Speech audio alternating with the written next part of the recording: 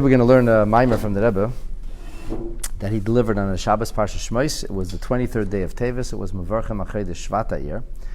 And this Maimer opens with a quote not from the Torah portion, but rather from the opening of the Haftorah, which is from the 27th chapter of the prophecies of Isaiah.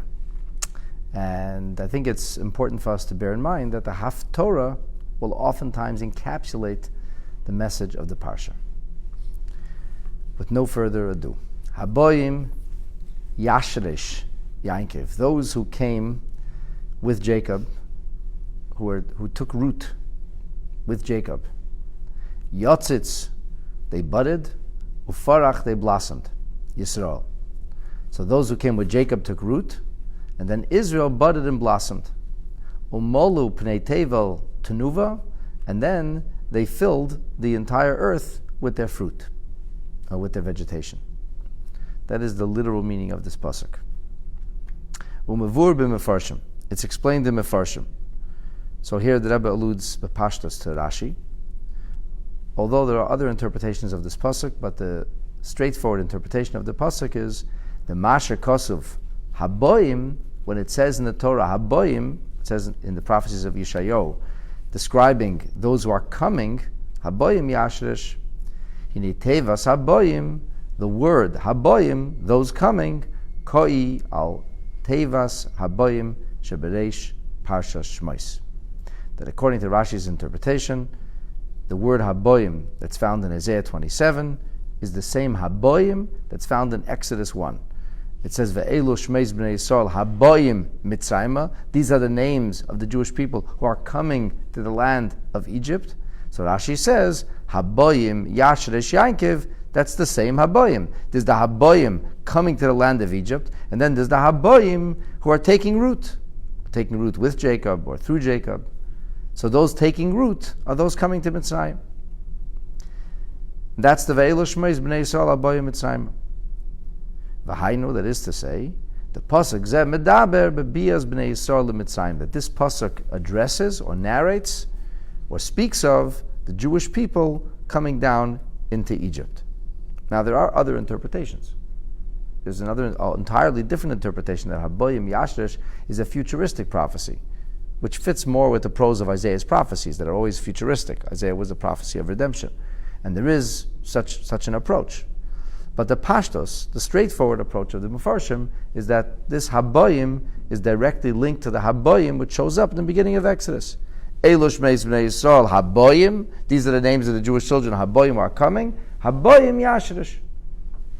That's the straightforward interpretation, and it's reasonable to suggest that that's why this was selected as the Haftorah, because the Habo'im of Isaiah 27 corresponds to the Habo'im of Exodus 1.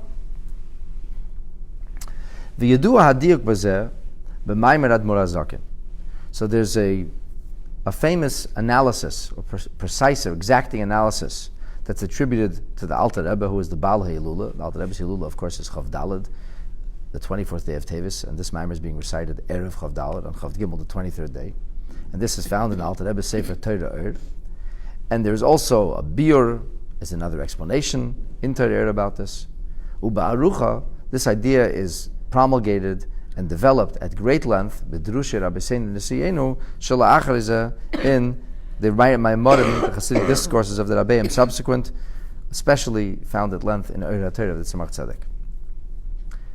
So the tzarich lahavin, that we need to understand shaychas ha'inyanim zeh lazeh. This pasuk has a lot of action going on in it.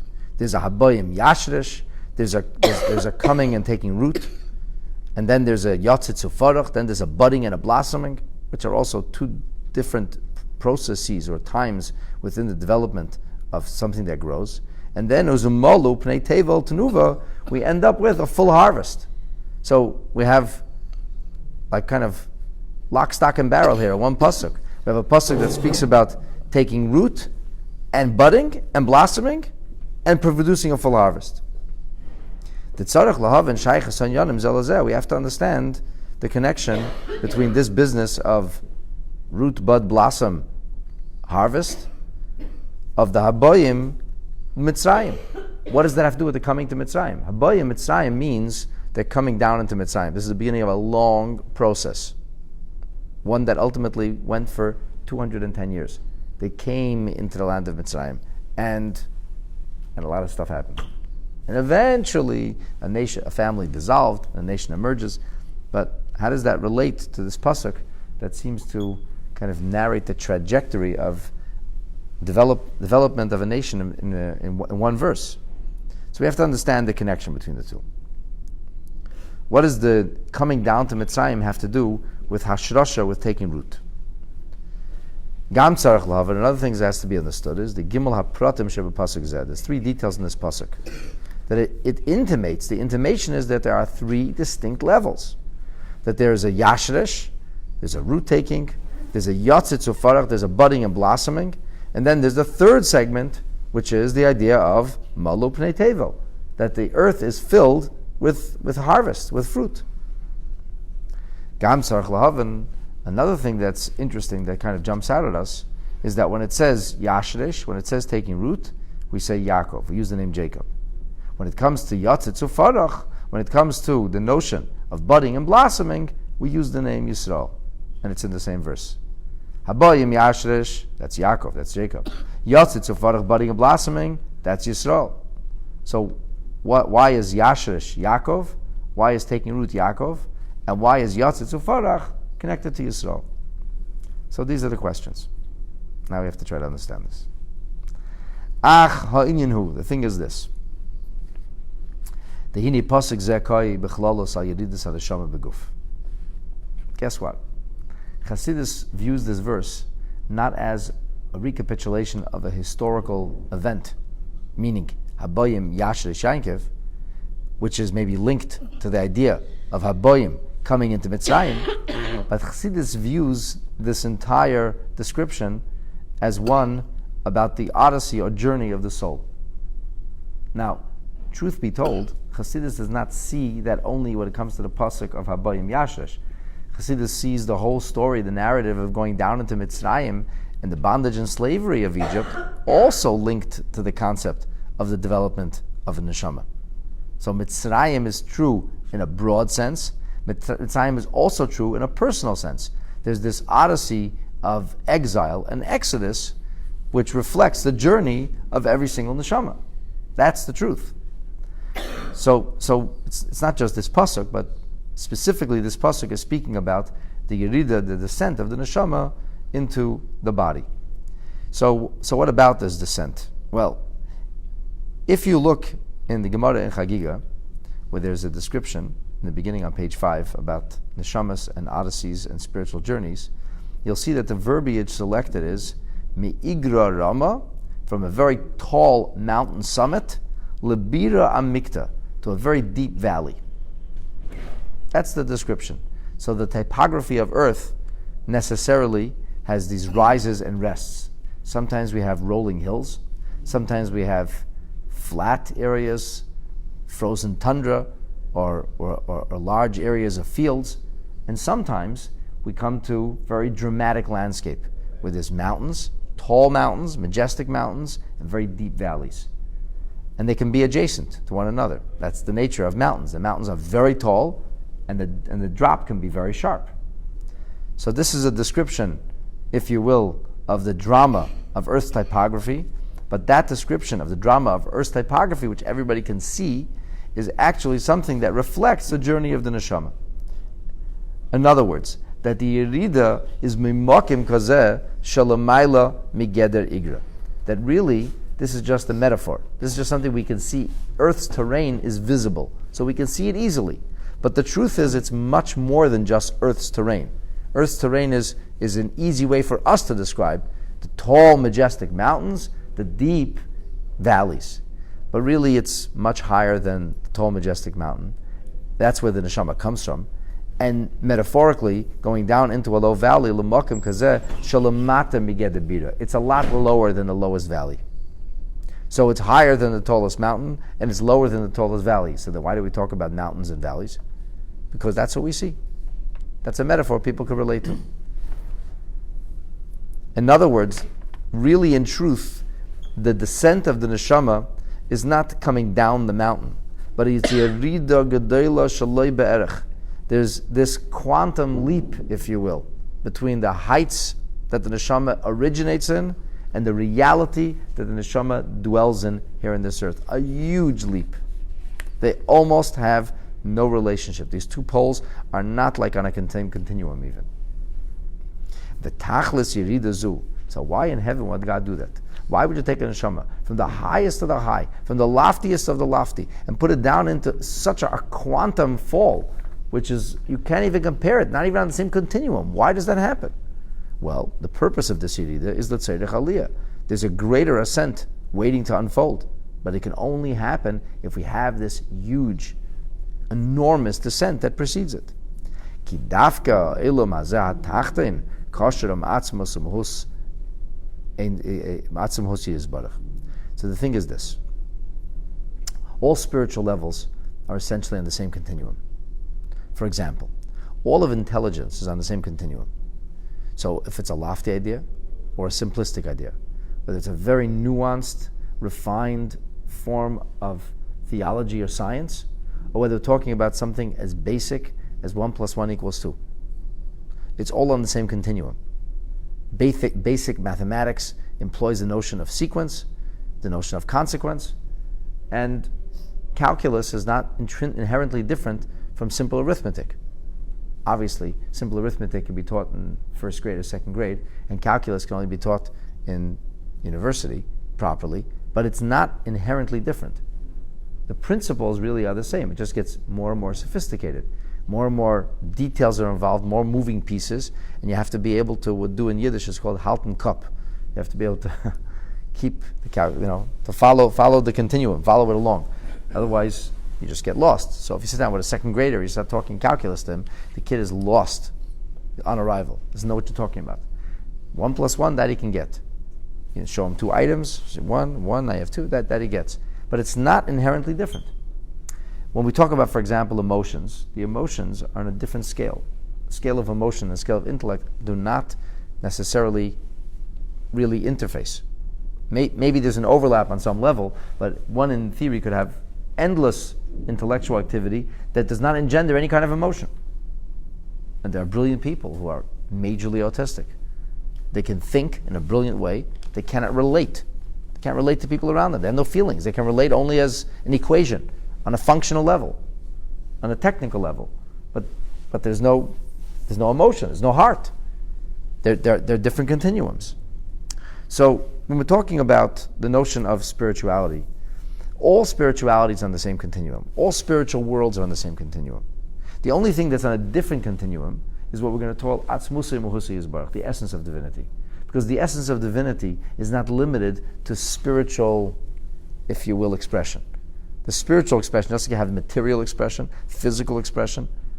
You could even argue that photons and atoms are not inherently different, even though one travels at one speed and the other is at the other. One has density, one doesn't. You could argue that they're in a common frame. They all exist in olam haza hagashmi. They all exist in the material realm. Photons are also a form of materiality. Radar waves, radio waves are also a form of materiality. It's a more refined level of materiality. One could argue that it's in the same continuum. One in theory can use photons to actually shatter and break things. They're doing this today with lasers. So you cannot say that light is not physical. If it wouldn't be physical, they couldn't have a laser beam. Today Israel figured out a new way to knock down these monster bombs that are being thrown across the border with lasers. But atzmusei muhusei yisbarach, the essence of divinity, has absolutely nothing to do with the framework of any particular spiritual reality. It's not on the continuum. The question then is, how is it possible for a person to be able to relate to atzmusei muhusei? Can a created being nurture or develop or have any kind of meaningful connection to something which has nothing to do, not only with created in the material sense, but not even created in the non-literal sense? The answer is, on the surface, no. It's not possible. However, there is one quantum leap in creation, or quantum fall, I should say. And that's a leap down, which is called olam haza. Now, the world that we live in is the only thing that can remotely reflect, at least in its own mind, can reflect the essence of divinity. Why? Because all of divinity is part of what we're going to call a domino effect. Each world or realm engenders the next. But Atzmusi Muhusi Yisbarach, the essence of divinity, is not engendered by anything. It is the source of everything. So who created God? That's a ridiculous question. That's like saying, how high is that idea? Is if I go on the third floor, do I understand it better? Or if I dig a hole, will I have an understanding of a deep, profound concept? Say, hey kid, that's ridiculous. It has nothing to do with physical heights. It has nothing to do with physical depth. When we say it's a deep idea, it's not a physical thing. It's a moot question. You're just misusing terminology. So when you use terminology for divinity, which is like created terminology, it's a moot point. It does not apply at all. So when we talk about the concept of Atzmusi Muhusi Yisbarach, we're talking about something she'ein lo ila v'siba shekad malay. There is no sequence whatsoever. Nothing engenders it. Nothing precedes it. Nothing results. It's not resultant of anything, and nothing results in Atzmusi Muhusi Yisbarach. As explained in many places. The first famous place in Chassidus is in Igeres HaKodesh of the Alter Rebbe, the long epistle number 20. So where do you get the essence of divinity? Where could you find the essence of divinity? The essence of divinity can only be found in a mitzvah. The essence of divinity can only be found in this world. Because this world's a funny place. No world, no creation is capable of saying, I created myself. I am my own master. I chart my own destiny. Only in this world can people be so foolish. Only in this world is it possible for people to make the assumption, in fact, to argue that there is no God and there is no creator. In all other worlds, they inherently know that one thing leads to the next. It's impossible to imagine that it comes out of nowhere. Now, one could argue that in this world also, it's kind of foolish to say that this world accidentally exploded itself and randomly evolved into existence. And of course, that's what Avraham Avinu came along and he says, Yesh balabayis labirazu. There has to be some master of the universe. Somebody's calling the shots here. This could not have happened randomly. But this is the idea of Habo'im Yashresh, Shadafke b'Mitzrayim, that in Egypt, which is the notion of Ein Tachton Lamata Mimeno. So if you want to talk about worldliness or denial of God, if that's what worldliness means, worldliness is where I am, which is a reflection of Atzmusi Muhusi, God is. So worldliness is best reflected, at least in the ancient world, in the civilization of Egypt, which said, we worship the Nile River. We are the masters of our own destiny. When the Pharaoh gets a postcard from God, he says, I don't know who this is. Delete the email. Never heard of him. Doesn't exist. So Nimtza comes out, Hashedish v'ha'ikr, that the source, the root, and the primary driving force, u'b'lashon haZeir, in the language of the Zeir, is ikra v'sharsha d'chayla. The root source, that which drives everything. And that which drives everything, the root source, the Rebbe says there's two ideas here. The Yeshleimer, that we could say that this Zohar, understood properly, says two things. That there's a Sheidish HaKol, there's a root source for everything, and then that even after the root source, it remains Iker HaKol. It remains what continues to fuel it. In other words, you could be in a situation, say, what's the root source? How did I get here? So, well, here's the root. Here's where it grew from. Does that have any influence on the current situation? No. That's where it grew from. That's how it started. But that's long gone. That was the root. That was what catalyzed things. And that's dissipated. Ikra, the ikra of something is what continues to fuel something, or continues to push something along.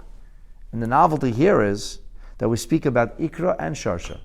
That with this notion, this idea, is the root source, it's the origin, but it continues to fuel it as well. Both are true. So what are we essentially saying here? We're saying that the neshama came down to this world for a purpose. And the purpose of the neshama coming down to this world is so that it might recognize or realize a connection to the essence of divinity, which can only be found in a world which, like God, feels entirely independent. This world maintains its full independence. God? Never heard of him. The only thing that feels full independence, the only thing that is not contingent on anything else, is Atzmusi Muhusi, is the essence of God. So the essence of divinity can only be found in this world. And that's why mitzvahs are found in this world. That's when the neshamas want to come to this world, and the neshamas don't want to leave this world. Not because the world is so fantastic. Not because the neshamas don't have a nicer time somewhere else. But because only in this world does the neshama inherently know it can relate to the essence of divinity. So we can choose to disconnect here. We fool ourselves. We're not really. You can't disconnect. Right. You can never disconnect from God, but you can act in a disconnected way. Yeah. You can be oblivious. Ignorance is not bliss, by the way. But you can only do that here. You can only do that here. Yeah, in the other words, you can't be oblivious. That's not possible. You can see the essence in a mitzvah, but you can see it. How could you see it? How do you relate to it? You do it, but you don't. Because when you're doing the essence of what God wants, despite the fact that you're living in a world that seems to shout from the rooftops that there is no God, then you're forging a link with the essence of divinity. Right. Because that's the will of God. And the will of God is ultimately what it's all about. That's the root, and that's what continues to infuse it. And here the Rebbe takes it further, and the Rebbe says, this idea of the world, the lowliness of the world, reflecting the loftiness of the essence of divinity, and therefore the idea of dealing with the lowest common denominator, or dealing with the lowest rung, which is the idea of Habo'im Yashresh, Jacob taking root. The Rebbe says this idea is actually found in the Aveda of the Neshama, in the service that the soul, in the journey, in the experience of the soul of Mata. She'ikar Mailas HaAveda, where is the greatest virtue? Where does a person achieve most? Somebody would tell you, if he's able to meditate deeply or contemplate or go into a higher level of consciousness, this is what they believe in the Eastern world. The more you can be separated from this world, the more you can lift yourself out of this world, the more you have nothing to do with it, the higher you are, the greater you are, the closer to God you are. But Judaism has a very different approach. We say that the lowest form of activity is the most base form of activity. Why does a person do what he has to do? Because he's coerced to, because he's compelled to. People have to go to work, because otherwise they won't have a roof over their head. They're compelled. They're compelled to do certain things. We're forced to do certain things.